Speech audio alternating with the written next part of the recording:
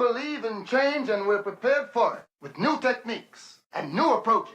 And as for our part, we feel that you're the best pieces of manpower available in this whole region. Let it go out there today, baby. 3, 2, 1. And once again, our mighty ship is back on course. Welcome to the Sports Talk with Devan Wade podcast. Mama, there goes that man. You the man. Ladies and gentlemen, star of our show.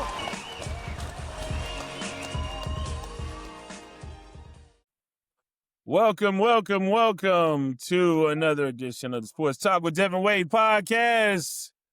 To rousing applause. Welcome aboard, man. How are you? I'm good, man. What's going on, baby?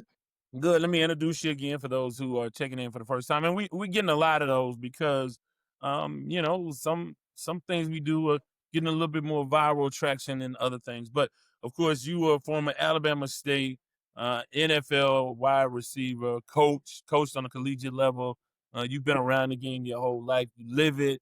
A Miami native, but you got to 8 times quickly as you could, and you stayed. And of course, hey man, you missed Hall of Fame, Alabama State. Let's go. Well, when was that, by the way? I went in the 21 class of Hall of Fame in Alabama State, the second class ever. And you went back. It's been 3 years since that day, because I remember it was coming up. Damn, it's been 3 or 4 years ago now? Yes, sir. That's crazy. Yes, now, hold on. I'm going to go put this dog away, and then I'll be right back in 30 seconds because you can hear him. I showed you.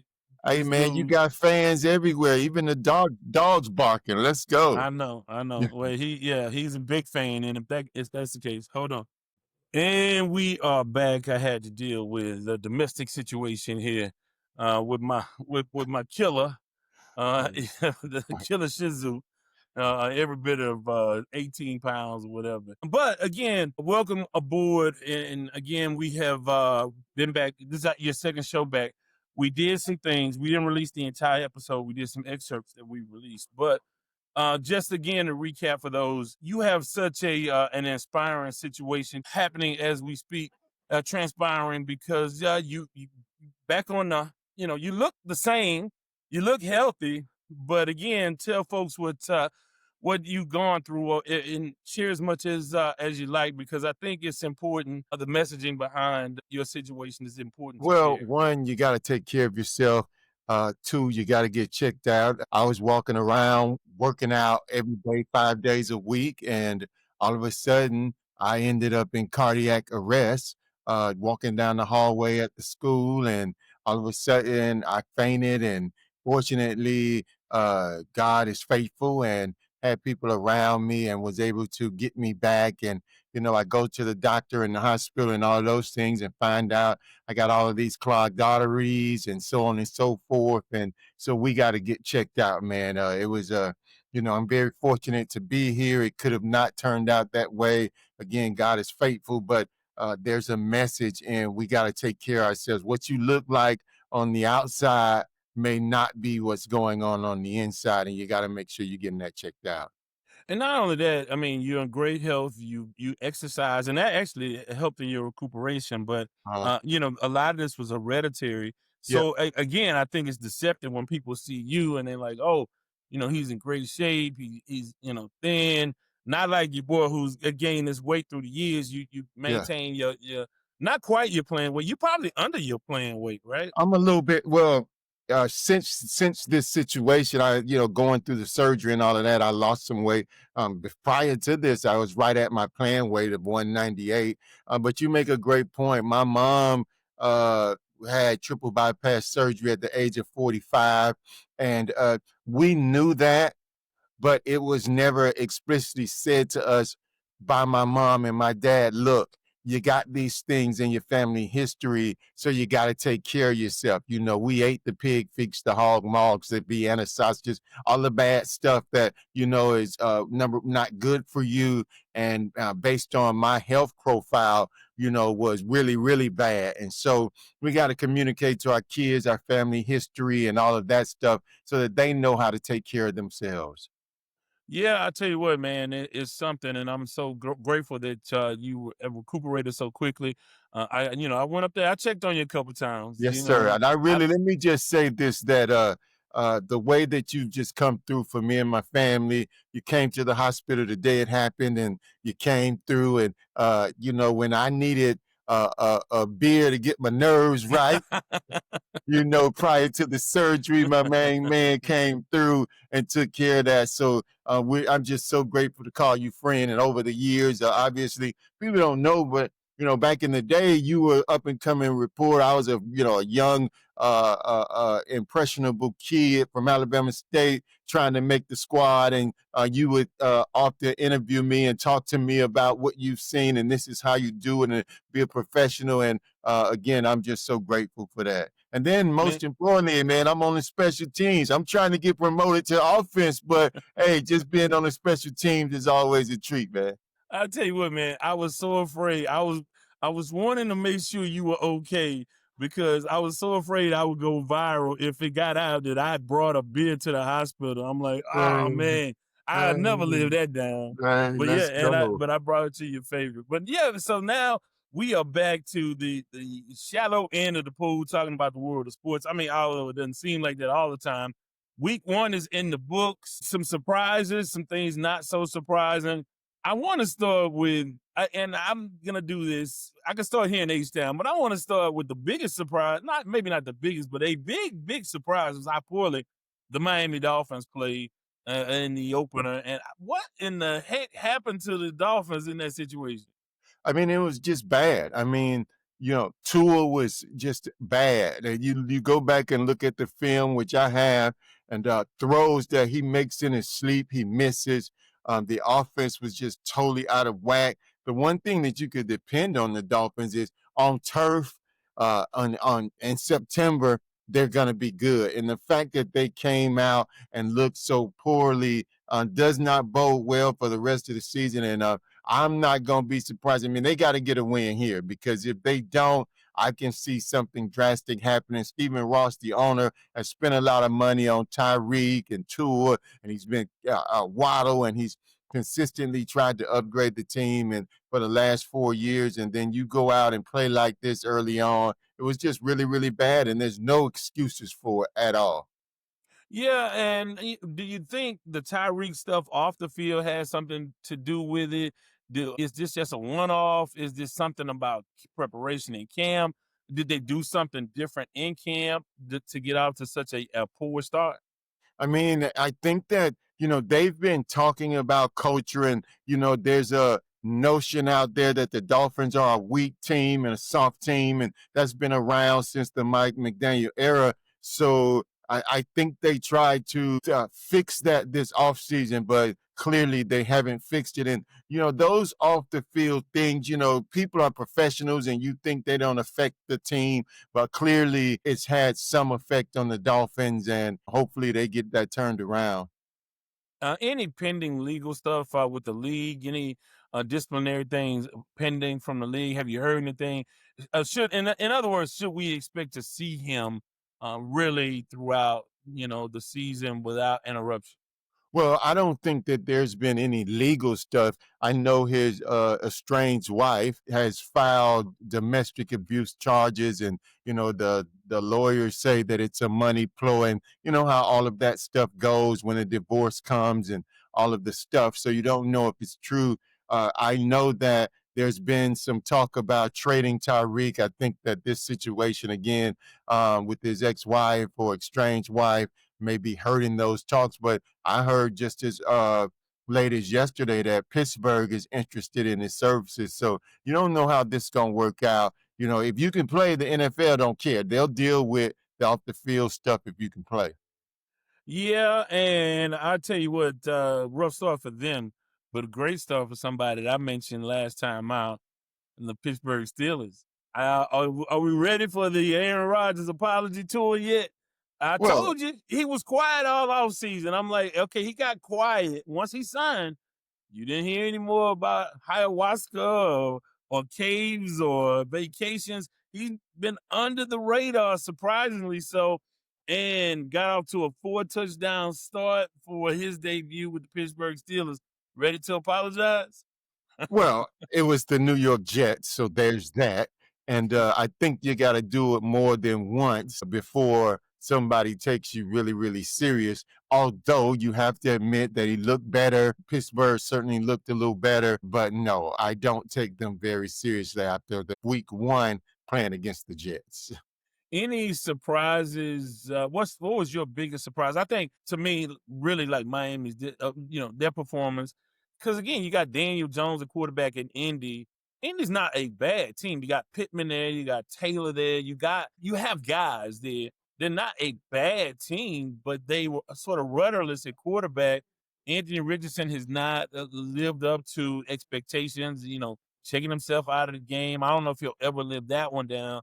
But I think that was the biggest surprise on the downside for me. Pittsburgh, really not even the team beating the Jets, because like I said, it's the Jets, but Aaron Rodgers' performance, I think, was probably the most surprising for me. What was the biggest surprise week one for you? Well, I think the biggest surprise for me was that Baltimore Buffalo game.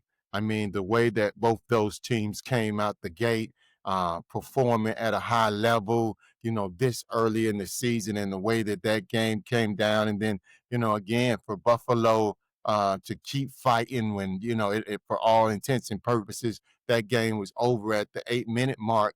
And they just kept fighting and find a way to win was really a surprise. You would think that in the first week of the season, you chalk that up and you're going on about it and we'll be better next time. And that was a hell of a game to start the year. Yeah, and the thing with Jim Harbaugh, you look at how many games that he's blown with big leads. It's up there and it's significant. And I don't know what it says. I mean, we traditionally think of Baltimore as this defense first team. I think they won a Super Bowl with Trent Dilfer at quarterback. You think about them being that, and you turn around and Joe Flacco won a Super Bowl for him. And now you're gonna have to outscore people, and that puts a tremendous amount of pressure on Lamar Jackson. Again, 41 touchdowns, 4 interceptions last year. How much better can he get? And hence the question, can he get it done? I think the bigger question is, can Baltimore get it done? And man, they had a chance to go into Buffalo and get it done, and they didn't. Well, it's interesting because you look at when you say the games that Harbaugh has drawn and it's significant and it's a real thing, but then you look at the things that have happened in some of those games. You look at last year where the tight end misses a wide open touchdown to win the game and that thing happens. And then you look at this past weekend where, they get a first down and the game is over. They don't get the first down. And then, see, obviously the defense gave it up and there's some things, but then it does come back to we get a first down, the game is over, and we go home. So there's all of these different things, and it just sucks, and there's really no rhyme or reason. I don't think that Harbaugh is a bad coach by any stretch of the imagination. You put yourself in a position to win, and then football happens. I always tell people, football is an oblong shape that bounces crazy. And unfortunately for Baltimore,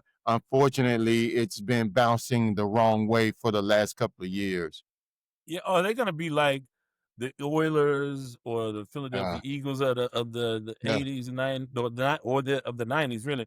That one of the more talented teams that don't get it done. I don't even put their defense on the level of the Philadelphia Eagles with Reggie and Brown and Mm. all of the talent they had on that, on Randall Cunningham, all of those teams.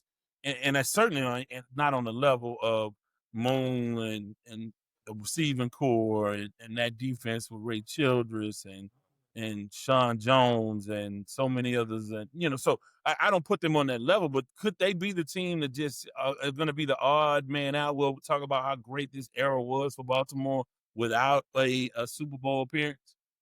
Well, I think that that's when it has to come down to your quarterback making one more play than them. And certainly Lamar Jackson has done everything he can. And it's really tough when you say you need him to make one more play But ultimately, in a quarterback-driven league, that's what it comes down to. You think about you made some great points. You think about those Buffalo Bills, 4 Super Bowls in a row, and they don't get over the hump. And then you think about our Oilers teams, which was, we had 11 Pro Bowlers, and for 2 years in a row, we go and we don't get over the hump. And it really sucks to be a part of something like that. But ultimately, I think that Lamar Jackson has it in him, and he's such a competitor, and I think he'll find a way to get them over the hump. And again, it sucks that you got to ask him to do one more thing, but that's really what it's going to come down. You can't put it on the defense. You can't put it on the coach. You got to put it on the best player on their team for him to find a way to get it done. Yeah, I want to sort of shift gears for another quarterback that I thought got it done week one, although his receiving core didn't help him out. His star receiver, CD Lamb, didn't help him out. I thought Dak looked really good week one versus the Eagles. They fell short, but I really think that those 3 or 4 drops that Lamb had was really costly because Dak was doing his thing. And we've had a disproportionate amount of discussions on KTSU Sports Talk and in other places about Dak Prescott. I thought he did really well for them. Again, I don't know what that means for them for the season. They have what you would think would be an easy win in week 2 coming up versus the Giants, although another division opponent. But what were your thoughts on the Cowboys and even the Eagles on the other side? Well, I think that it was quintessential Cowboys. Dak has had these games before where he plays really, really well. He looks like he's a top echelon quarterback. The defense doesn't get it done, and you think, okay, they'll get better and, they'll get it rolling. And then all of a sudden, they're 9-8, and don't make the playoffs. And so Dak is a really good quarterback. I think he's top 13, top 12 in this league. And Right. I think he can, at times be top 10, top 9 or 8. But it's the consistency with him. And then, as you correctly state, your best player can't drop 3 passes. CD Lamb has to be the best player on the field at all times for them to win. And when he doesn't show up, the Cowboys really don't have a chance. Yeah, and we'll have to see what happens.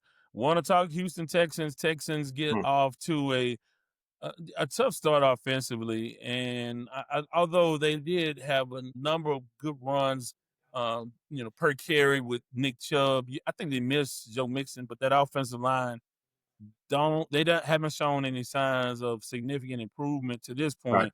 point. And I don't know. Things are not going to get any easier versus the Tampa Bay Buccaneers on Monday night. What were your takeaways as the Texans go on the road and lose to the Rams in the opener? Well, when you and I talked about this earlier this year, I think the way that the Texans played in terms of schematics is what they want to do. They want to Right. run the ball. They do not want to throw it around. They want to keep CJ Stroud in some comfortable situations.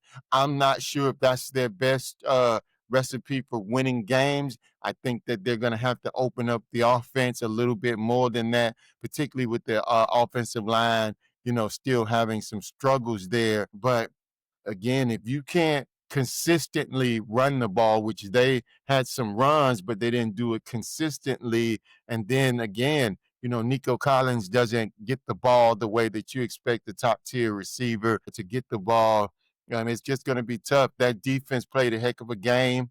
They're going to keep you in some games, which is how they want to play football. But in a scoring driven league where, on a given Sunday, you're going to have to score 30 points, man, it's going to be tough sledding for the Texans.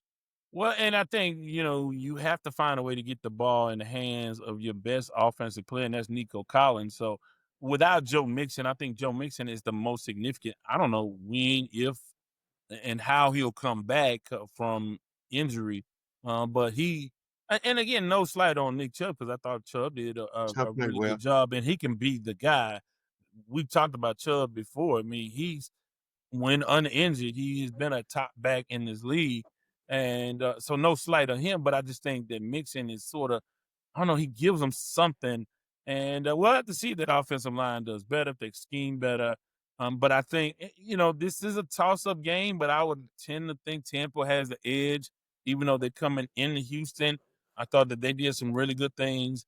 I predicted them to lose week 1 in Atlanta, and they came back and won that game in Atlanta. So it'll be tough. We'll have to continue to watch that offensive line and really watch, because defensively, I thought they had a really good game. You tell me you go on the road and you hold a team that came closer to beating Philadelphia than anybody in the playoffs last year, including the Kansas City Chiefs. And I'm like, okay, you hold that team to 14 points, you got action. You should win that game on the road, and they couldn't. And that's a big problem for them, a late Well, turnover for them. Well, no doubt about it. We talked about this earlier. D'Amico Ryans and that defense is going to be fine. I think it's a defense-driven team. They have a certain way that they want to play, and it's really going to come down to how the offense plays. The Texans is one of those teams that on a given Sunday, you're not going to be surprised by the outcome one way or the other. So they go and beat the Tampa Bay. Nobody's going to be like, wow, they beat Tampa Bay. They lose to Tampa Bay, nobody's going to be like, wow, they lost to Tampa Bay. They're just that type of team where on a given Sunday, you just don't know who's going to show up and what the outcome is going to be. Yeah, so I think, if you're doing a power ranking, and I hate getting into that sort of talk, but and we tend to put so much weight on every game in the NFL.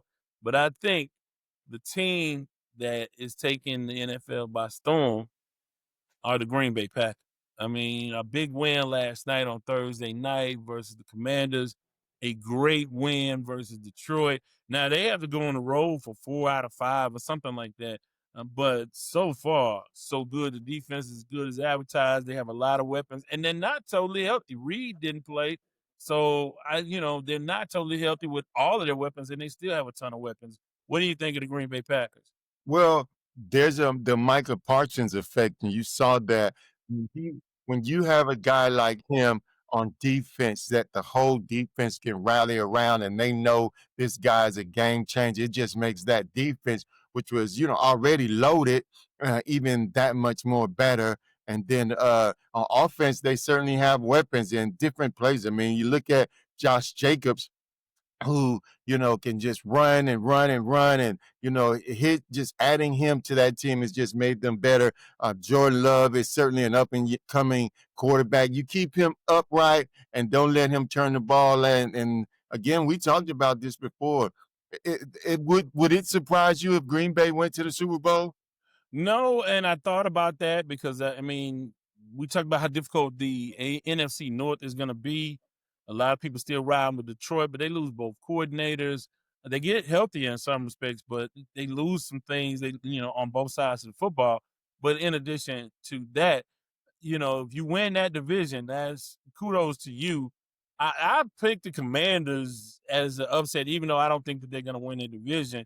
I'm certainly not. That hadn't changed with the performance of Jaden, the quarterback. I'm lost for thought, but Jaden Daniels. Jaden Daniels. Certainly not a boost of confidence coming from his performance early on, but I think again, a little bit of sophomore jinx maybe, but he'll bounce back, I think.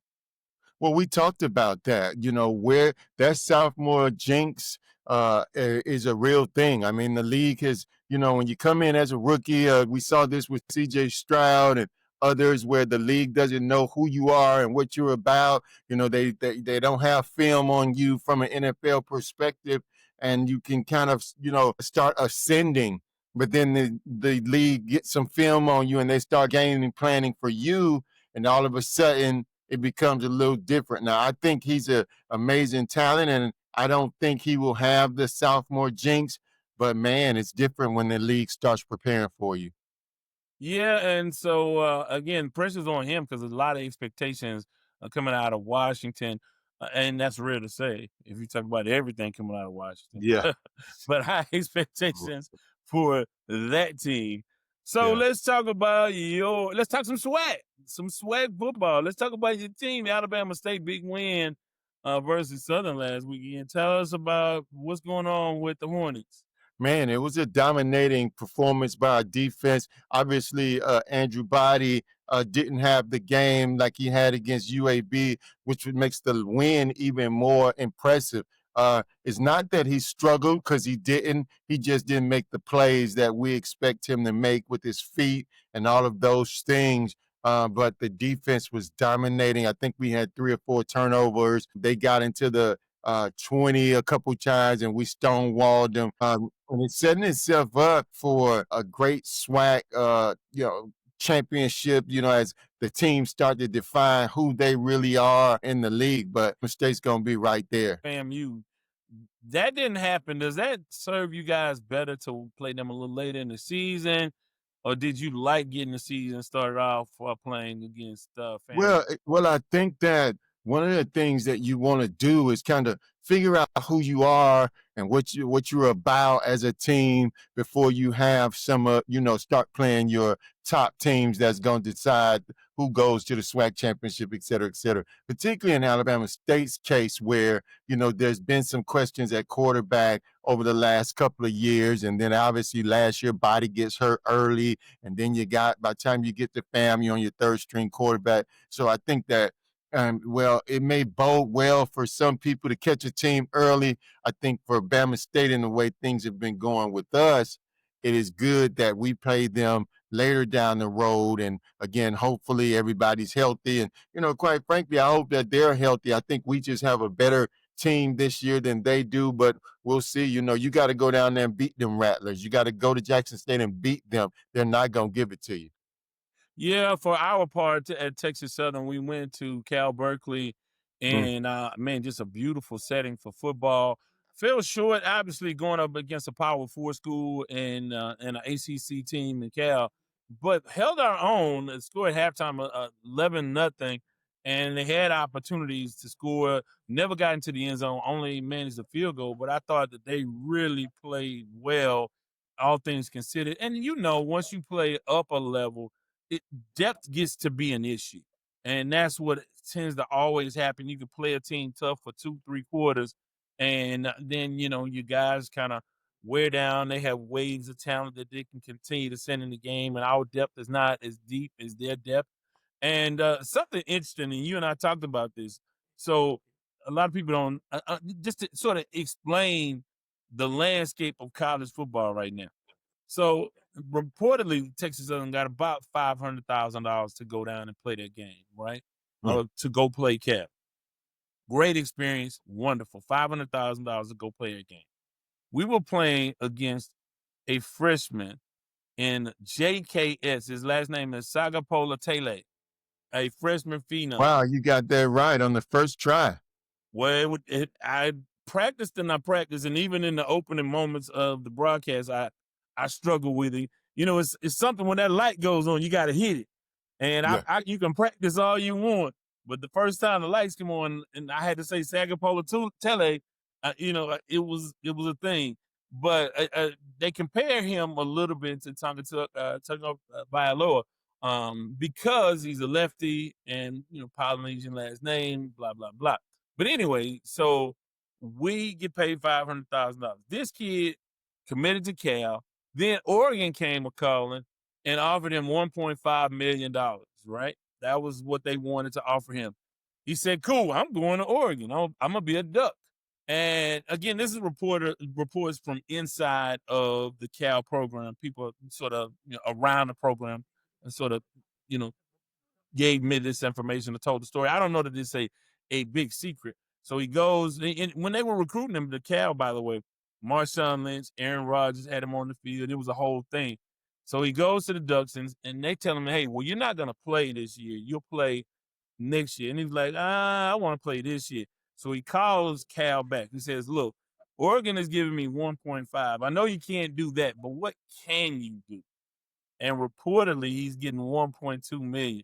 So to think that we went up there to play a freshman that was making $1.2 million is an amazing statement and a big, I don't know, indictment of the game. If you want to talk about haves and have-nots, it's a look. Those two teams are playing two different ball games on Saturday, man. It is crazy. What What are your thoughts? Because you are in that world and you kind of understand it more than most when it comes to NIL and all of those things that come with it.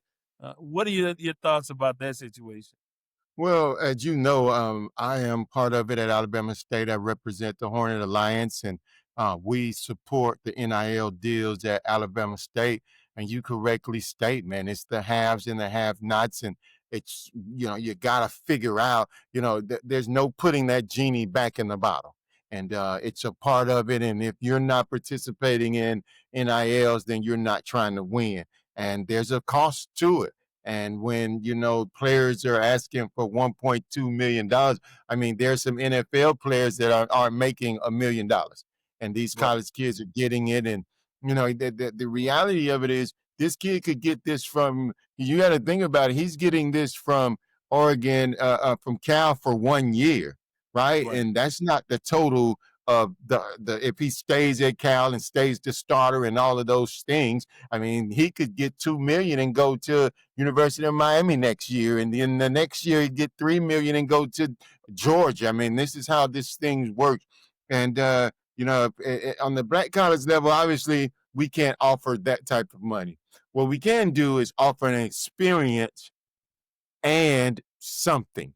And, Something. we're doing that, and we're competing at the level that we can compete. And, if you want to play some football and get some, I say this loosely, some change in your pocket, because that's what it comes down to when you're comparing Alabama State versus Oregon. If you wanted that, then you can come, and Alabama State will, we'll get it taken care of. But it is crazy to think that this kid made more than Texas Southern to come out there and play that game. But kudos to Texas Southern for taking on that challenge. I just want to give you a shameless plug. I listen to you week in and week out, and you do such an amazing job. You make it entertaining. You can, from the way that you go about your business, you feel like you're in the game, watching it on TV and enjoying it. So kudos to you, man. The fans should really check you out, and see some of your work, as you call the game. Yeah, I appreciate that. It's a labor of love, love doing it. And I tell you, not a more picturesque stadium that I've called a game in. And it was 102 years old. And I went back to think about, okay, what's the oldest stadium I called a game in? And it wasn't Cal Memorial Stadium. It was actually the Crampton Bowl Let's back in the go. day. It was built in 1922. Now it wasn't 100 years old when because obviously you have new digs. You have a great. I love the facility at Alabama State. It's really picturesque. It's right off the freeway. Was it 85 or whatever it is? Yes, sir. It's right there. It's a beautiful setting. So kudos to you guys. But yeah, the oldest stadium I called the game in was built in 1922, the Crampton Bowl. Also, Well, they should have changed the name of Crampton Bowl to Downtown Reggie Bowl, because that's where I made my bones, and I showed out in that stadium week in and week out. So they should have changed the name of that by now. That should be my stadium. Yeah, I tell you what, the Crampton Bowl, I climbed them stairs many a day because when we first went there was no elevator to the top. You Right. got to climb up and down, and that was not. And those cement stairs, it wasn't a whole lot of fun. But Yeah. yeah, that was the oldest stadium. Like the Cotton Bowl, I think was built in 1937. So and I think about some of the places I've called games. The top of Texas Stadium, the old Texas Stadium, obviously the Astrodome, NRG, Soldier Field. So yeah, and then I did it on the rooftop of the press box at Morgan State. So you think about it through years, we've had some Yeah. unique experiences, some fun experiences. What's the most picturesque place you played away from home? When either in the pros or in college? I really I don't think it's picturesque as much as I think it's nostalgic, playing in Three River Stadium in Pittsburgh. And we played them one Monday night, and it was cold, and the wind was swirling off of the Three Rivers, and there was the paper and the leaves and all the stuff blowing and swirling. And I just remember how nostalgic that was. And to think about all the people who played there, Bradshaw and Stallworth and all of that. I always remember that experience, and it's something that's really near and dear to my heart, having an opportunity to play there. I did do a live broadcast from the bowels of the Pro Football Hall of Fame in Canton. Mm. So that was cool. I did a live KTSU Sports Talk with Devin Wade. I mean, that was really wonderful. So that was cool. So I've had some cool experiences. Did you go to Japan and Mexico or one or both? Yeah. Yep. Yep. And what was that like playing in Mexico City? Well, the thing I remember most about Mexico City is the fact that they kept reminding us about Montezuma's revenge and telling us don't drink the water and don't let the water get in your mouth. And, it was terrifying. You had to take baths with the bottled water and all of those things because they kept telling you, man, you're going to get sick if you drink that water. But again, that stadium was 100,000, a huge stadium.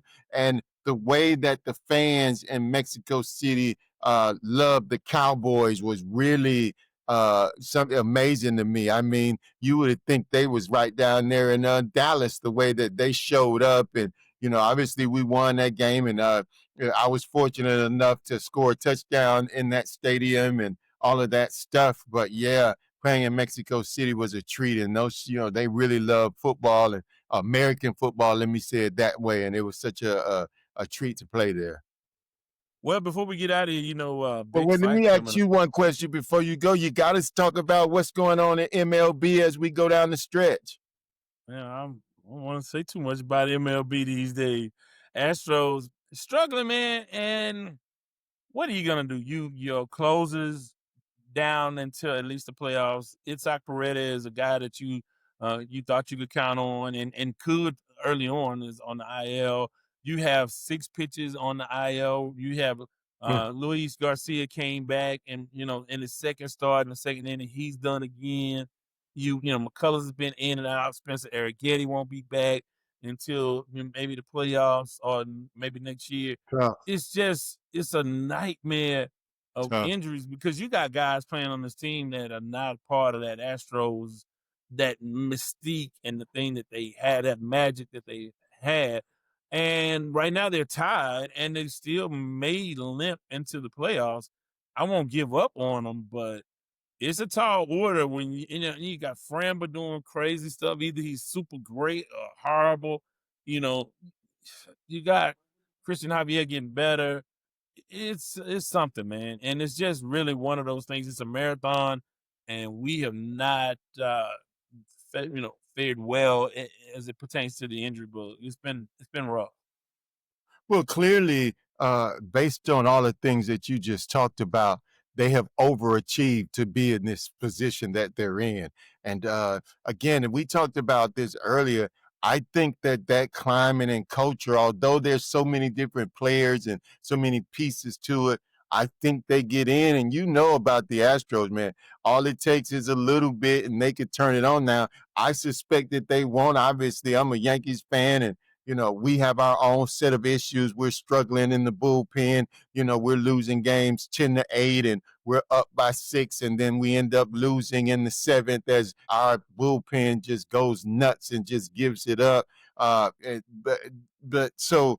But I do think that there's a mystique about the Astros. And I think when it's all said and done, they're going to be right there. Yeah, they could, and if they get in the playoffs, they could get on a hot streak. You got 3 pitchers with the playoff experience. You got Hunter Brown, Framber Valdez, and Christian Javier. If you have to, get to a 3-man rotation, and that might bode better for them in that scenario. But they don't have depth, and they don't have that closer. If they can get in and get Hader back and Paredes back, possibly, and some other guys step up, or maybe some other guys, some of your starters move to bullpen roles. I think that you got action, but it's not feeling like that kind of year. And we've been spoiled here in Houston, so if they don't make it, it's tough, but it's inevitable. You can't stay on top forever. And you think about this, Jordan hadn't been back but like 11, 12, 13 games, and he's been on fire since he's Fire. been Yeah. back. But you didn't have him all year long either. So I think it comes down to the health of the pitching staff. And if you can eke out some things in that bullpen, Kimbrel, who they just added, if Abreu, the other night he gave up, he blew a lead, a 2-run lead in the 9th against the Blue Jays. and then he came back the next night and got it done. If he can be somewhat of a closer, I I like the possibilities if they get into the playoffs. The question is, you got the Rangers surging. The Mariners have been stumbling like the Astros have, but the Astros been the worst team in that division for about 2.5 weeks, and you can't afford that. Down Last the 10, stretch.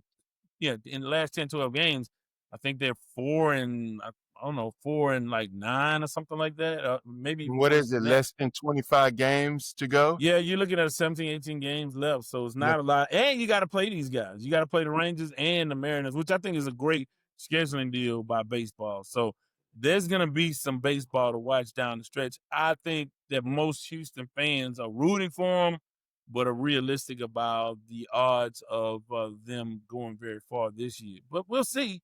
All you Yeah, got to we'll do is see. get there, you know. Yeah. So you Well, got they a big get there. fight. I hope they get there, and I hope they run into them Yankees. We owe them a time or two. Long as they ain't beating on drums and carrying on, we'll be fine. Well, one thing about it, you cannot beat the Astros. Going back to 2017, you can't beat the Astros in the playoffs. So, and I don't, Well, they ever beat them in the playoffs? I don't know if they've ever beaten them in the playoffs. they I beat them in the playoffs. They just haven't beat them when they've been beating on drums and carrying on and microphones and stuff. allegedly, and the Yankees were right in there with them. So, boxing, man, we get a chance to talk boxing. Oh, Let's two go. things. You got Coach Prime in town, and the Buffs playing U of H tonight, and then you got the big fight tomorrow night. Looking forward to the fight, man, because it's interesting in that I checked out on boxing for the most Yeah, part. This yeah, is yeah. maybe the only intriguing matchup left in boxing right now. I don't, to see Crawford go up against a bigger guy, naturally bigger guy. So now you got power versus skill all over again. Initially, and you can make a case for both. You can make a case that Canelo's just too strong, and Crawford he's been rocked a little bit by smaller guys. Can he handle any power? But on the other side, can Canelo get to him because Crawford is such a skill savvy boxer? So it's skill versus power. Man, who you got? Man, it's tough. Obviously, I think that Crawford gonna win, but the thing that's really great about this is there's been a loss at boxing. We just don't get something like this. People dodge each other, and nobody wants to fight and all those things. So when you get something like this, one, you got to get celebrated and get excited about it. But two, these are such proud men, and both of them have a backing, and so the back and forth is going to go on, and I think it's going to be a great fight. It's not going to surprise you one way or the other because you got to beat Canelo. You're going to have to come in there, and you're going to have to hit him, and you're going to have to stay on top of him. And I'm not sure how much Crawford has in him to keep up with that type of pressure that you got to put on him. But again, these styles win fights, and it's going to be interesting to see which style wins out in this fight. So, and when I thought about it, and I'm getting, and this is what makes it so interesting. I'm kind of going the other way, but initially I thought, okay, I'm informed by what Canelo looked like versus Floyd, and he's much more powerful than Floyd. But again, he was 21 years old. I heard De La Hoya say that they told him not to take that fight; that he needed more experience, and he was the machismo in him was like, "I'm ready, I'm ready," and he just wasn't ready. And so that informs my selection here, in that he just wasn't ready for a guy that he clearly was bigger and stronger than. And sort of the other thing about it is his footwork hasn't changed a whole lot, Right. but I do think he's stronger. So I'm informed by a couple of things, but I'm gonna go ahead and pick Crawford to win. But I can make a strong case. If you say, Yeah. "Hey, you got to take Canelo," I would say, "Okay, I'm comfortable with that," because can Crawford sustain that kind of if he gets caught, and if he gets caught a couple of times, can he sustain that kind of power? And I'm also the other thing I was informed by is the walk around weight of Terrence Crawford. They say he walks around, they think 180 in the 180s. So it's not a stretch. He's not as small as he fought. And these guys traditionally have to gain weight to move up, because they just can't keep losing the weight as their Right. bodies mature and they get older. So you see this all the time. Guys start out at 130 and they end up at 160 and Yeah. not, maybe sometimes 168. So, as they get older, it's harder to shed that weight. And so it'll be an easier camp, I would think, for him, weight wise, if you already walk around in 180. So this is what makes it interesting. And as soon as Texas Southern and Lamar is over, I'll be rushing to see if I can get it on Netflix. You know what I Hey, mean? man, I'll have the fight so you can pull up, and I got some of that stuff for you. Let Oh me say, yeah, wait. Let me make sure stuff don't sound crazy. I yeah, got no, some, no. yeah, I got some, Stuff in the bottle. yeah, in the Stuff in the bottle. bottle. Be careful with We're that. not doing a Stephon Right, Diggs we party don't over do there. stuff. We don't do stuff. Yeah, Yeah, double oaked. That's what we right. talking about. Yes. Yeah. So Oh, yeah, yeah. man. And like I said, you can partake vicariously through me. You know what I Yes. mean? And Well, I'll just I'm at the point where I can have a sip. We we good. gotta watch. We But real man, good. welcome back, man. Excited to have you, man. It's been great having you. I want to remind people before we get out of here, you can call the sports line 24 hours a day, 832-941-6614, and leave a message. And subscribe to the YouTube channel, Devin Wade, the Devin Wade channel. So if you see in the video, like it, subscribe. We need those subscription Let's numbers to go go. up. And again, we promise, and we've done this before, we promise more content. And I think we're gonna try to have something out. I think we're gonna record on Tuesdays and try to get it out by Wednesdays. Because Let's go. that's after Monday Night Football, and that'll get you geared up for, you can review the last weekend and get geared up for Thursday Night Football and next weekend of football. So One how's more that thing, sound? you brought up prime time coming to Houston. What do you think about that? The buzz is not quite what it was. There's still buzz because a number of people who don't normally talk college football are asking me about going to see Prime. I'm doing the Friday Express tonight, so I'm working. I'm on the air tonight, but there will be a lot of media in the building, and they're gonna get big numbers. I like what Willie Fritz is doing over there. I think U of H is gonna be okay, and I don't know what Colorado where they are, but they could fall easily. More Well, they're important, switching quarterbacks, and whenever you do that, you wonder, is that a desperation move or what that really means? The kid that's coming up, a lot of people thought he should have been the starter out the gate. So we'll see if that's the case, or but I think this is pivotal for Prime. I think that Colorado, last year did pretty good, but they really haven't beat anybody of significance since Prime has been there. Obviously, there's been a win here or there, but it'll be interesting to see what people start saying should they fall to Houston. yeah, because it doesn't get easier in that conference. But Houston I don't think they're expected to be towards the top, but they could be. Willie Fritz's teams normally in that second year take a ginormous leap. And I know they have a tremendous financial commitment. You talk about their facilities over there.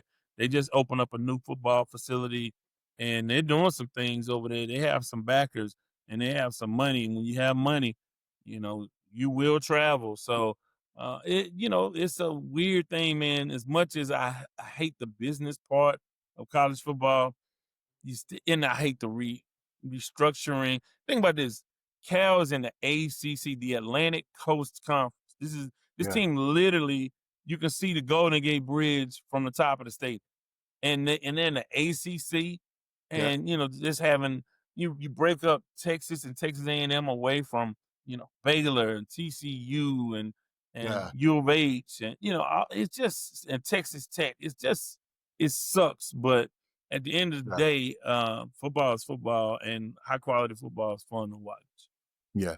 There's no rivalries anymore. And, it's the SEC and everybody else, and all of that. And it just really, for us old heads, it Yeah. means something. For the new crew that's coming behind this, they just see football. So, I Yeah. guess we just need to get used to it.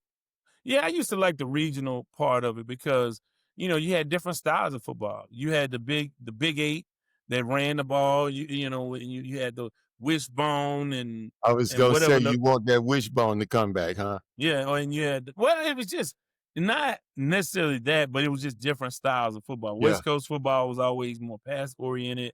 They, more skill position guys out there. Then you had the Big Ten. You got to be, productive in the trenches. You got to be Yeah. able to carry your own. It was, Smash Mouth, Woody Hayes, Bo Iowa Schembechler. linebackers Yeah, and all that. right. And then, then down here you had again, U of H, South Speed and Wisconsin, all of that. you would run a lot. So just the regional thing was fun because you knew those rivalries meant so much to people. But how exciting are Cal people gonna be to play Clemson or Boston College or like how exciting are you if you're in the Big Ten and you're Ohio State and you gotta play, I don't know, name a new edition, somebody that's not a traditional rival and you really have no connection with. So like UCLA, Illinois, is that game intriguing to anybody? Not Right. really. And it's costly, to take those trips. So, well, like I Yeah. said, man, one in the books. Excited to see what's going to happen this NFL weekend. Of course, we'll be back to talk about it next week. Any final thoughts from you? Well, I'm looking forward to week 2. There's some matchups. I want to see if the Dolphins bounce back. And if they can get it going, obviously New England should be a team that they win against, in my opinion. And Tua has never lost to New England, so there's that.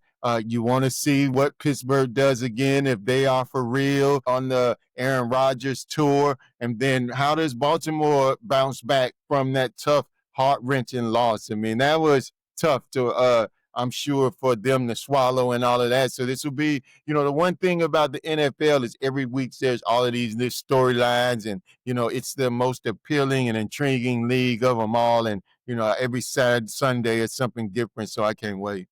Yeah, and one way to get well if you're Baltimore is to play the Cleveland Browns, and that's who they have this weekend. So that'll be fun. So, like I said again, thank you guys for tuning in. We certainly appreciate it. Getting out of here. Thank you so much for listening to this episode of Sports Talk with Devin Wade podcast. We'll see you guys soon. Like and subscribe.